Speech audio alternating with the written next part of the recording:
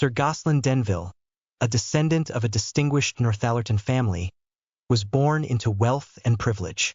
Despite receiving a formal education at Peterhouse College, Cambridge, he displayed a penchant for a dissolute lifestyle, much to his father's dismay.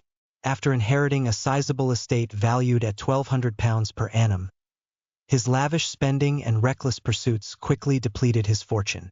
Driven by financial desperation, Denville turned to highway robbery.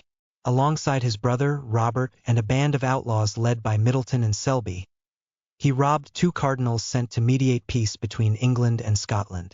While Middleton was apprehended and executed, Denville continued his criminal enterprise, terrorizing the English countryside with his daring raids. His gang became infamous for their brutal acts, robbing travelers, plundering monasteries, and even attacking churches and nunneries. The extent of their savagery extended to murder, with victims often killed despite the possibility of obtaining their valuables without bloodshed.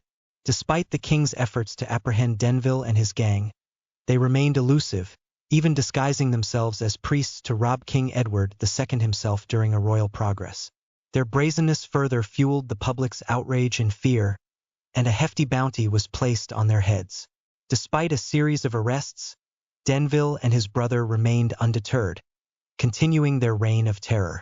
Denville's final act of defiance was the robbery of the Bishop of Durham's palace, where he and his gang plundered the building, bound the bishop and his staff, and consumed large quantities of wine before departing. However, his luck finally ran out. Denville's frequent visits to a Yorkshire public house, driven by an affair with the landlady, ultimately led to his downfall.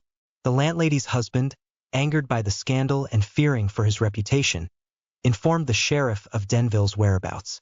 The sheriff, accompanied by a sizable force of men-at-arms, besieged Denville's residence, resulting in a bloody confrontation. Despite fierce resistance and the deaths of 200 of the sheriff's men, Denville and his remaining comrades were overwhelmed and captured. They were swiftly transported to York, where they were executed without trial, much to the satisfaction of the public.